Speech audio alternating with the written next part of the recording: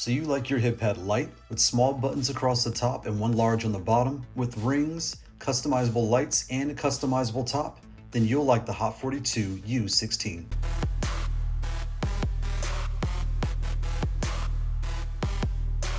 Hey guys, welcome back to the channel, and today we've got the Haute42 U16. So let's open up and see what we got. So take this off here. So first we have our art removal tool. We have our USB to USB C cable. We have our extra crystal switch, our switch puller, and some extra screws for the artwork, and also some more nubs for little buttons on top. We have our instruction manual.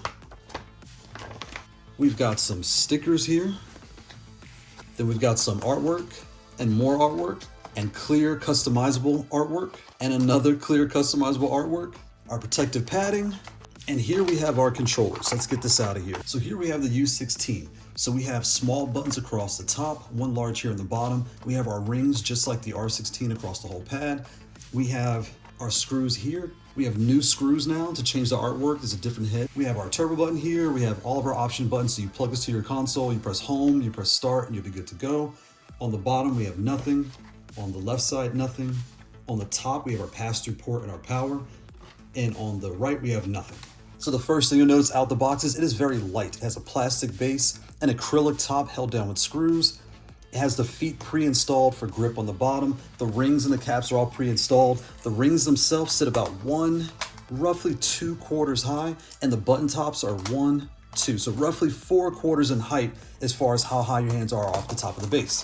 It comes with new screws. These are different than all their other pads. This is a newer screw. They're very short. They're easy to take off. You have a new tool, so very easy to customize. It's going to come with multiple art designs. You have 2 that are in the box, and you have 2 that you can draw and color or marker on that you want to make your own custom design out of. So the rings are attached to the top. So if you want to raise your rings up and make the buttons slightly lower, if you like to slide, you want a little bit more smoother feel, you can take your artwork, put them all together, put it under the top, and then put your own custom on top of this, whatever you plan to do, but you can add more layers to raise the top and lower it to adjust the height of your rings. In doing so out the box, you can bring it from about 4 quarters down to roughly 3 quarters in height. So next, let's do the sound test.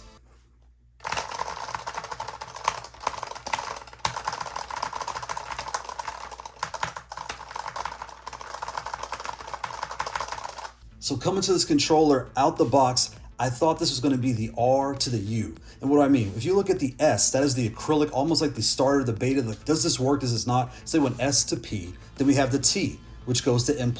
And the R we thought was going to U. Well, this is very, very similar to the R. You just have your pinky down here instead of here. So if you don't use the pinky button, this is your next best bet. If you love the R, you love the rings, you love the feel of it, you will want to go from R to the U. If you have the T, but you just want rings, then this is your other option, right? So the T now has the T in acrylic, the M+ in metal, and you kind of have the U with the rings, and that's kind of your base on how you veer this out, right? So I definitely think if you're an R player, you're gonna love jumping up to the U. It's gonna feel very polished and it won't feel as thin, it's gonna feel just very polished. So this is more in your TR class, right? So it's a T layout with an R style, and it's thin like the R as well and light like the R. Next we have the paper test. We take a standard piece of American printer paper. This is 8.5 by 11. We're gonna turn this sideways and lay it right on top. So we look close to this pad here, we can see it's roughly a whole piece of paper wide plus 1 middle part of an adapter, and is shorter in height by 1 adapter in height.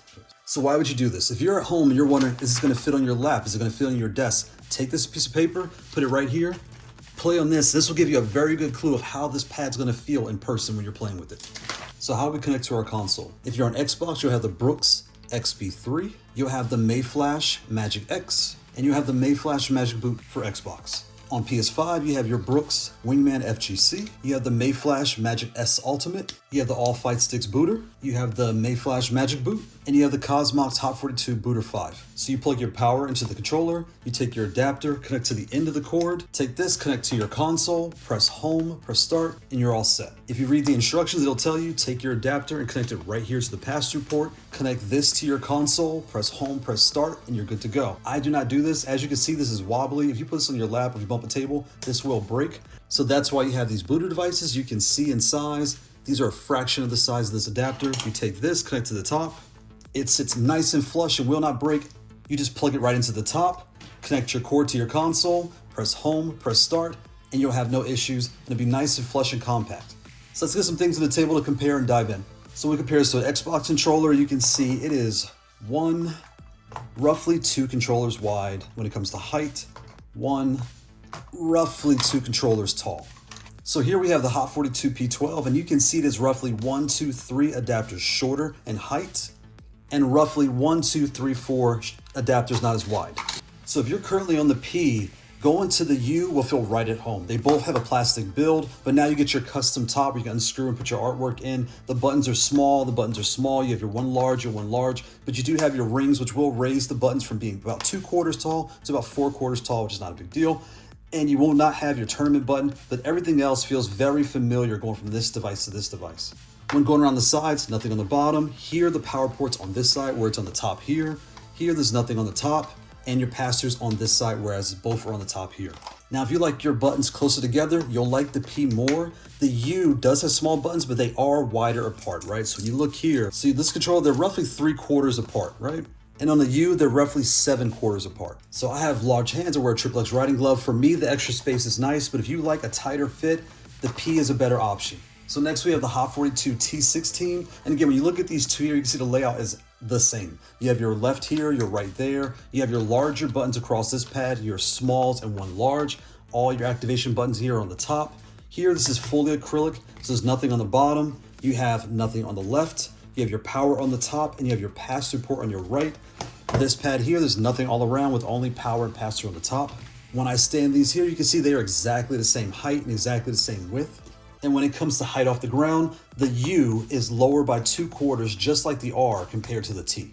So when comparing the two, this pad is definitely a T with rings and smaller buttons across the top with the same large and a ring on the bottom. So here we have the R16 and the U16. Both have their action buttons on the top. Their turbo here, his turbo's right there, the screen. Again, on the bottom, there's nothing.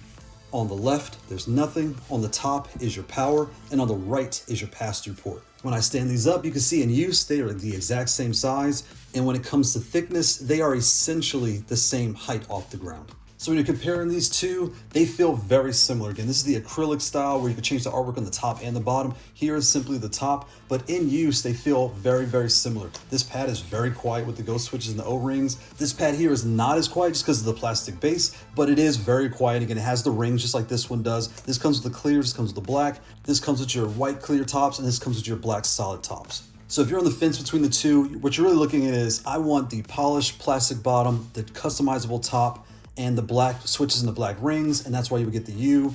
The R, they both are great pads. In my personal preference, it's more, if you're checking the price, whichever one is cheaper that day, buy that one, because they're both just as good as the other. You're gonna love both. If you do like the pinky here, get the R. If you don't mind having the pinky here or here, then just get either one. You're gonna be happy.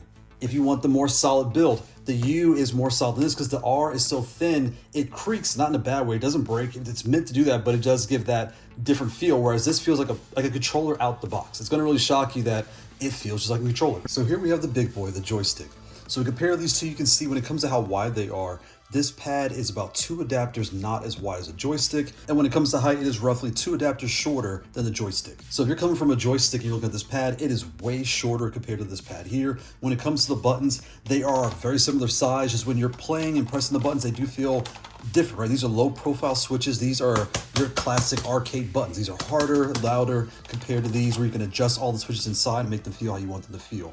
So that's the U16. This pad here, again, has a plastic bottom with an acrylic top. It has the new screws to easily take this top off and put new artwork in. It comes with tons of artwork, which is really nice. I wish more vendors actually do that. It's actually really nice. It comes with the pass-through port here on the top and the power there. The latest firmware of 079.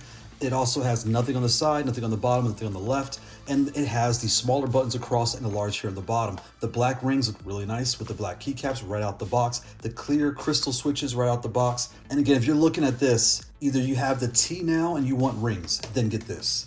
If you have the R now, you're deciding, do I want my left pinky or the left down here in the bottom? That's really a deciding factor when it comes to the R. Or folks know the S turned into the P, right? So you have your acrylic and now a plastic controller, the P. We had the T, which was acrylic, and then we had the metal controller, which is the M+. This is almost the plastic version of the T. That's really exactly what this is. It has the same layout as a T, just smaller actual button. You press is smaller, but the size is the size of one of these keycaps here, right? So that's what you're looking at. And if you have the R, technically this is the acrylic R to the plastic U. but the pinky again is moved. With that plastic build, at first it was like, I'm not sure how I feel about this. When you pick it up and you bend it, it doesn't creak or make any noise. It just feels like a controller. It's almost shocking how to be this big, you would think it would be heavy or feels type of way. It is very light and very sturdy and everything else. And having all this artwork in the package, you can just install all that and raise your rings up right out the box. So it's really nice how you can adjust the height and get it just the way you want it. So that's the U16. Thanks for watching. Bye.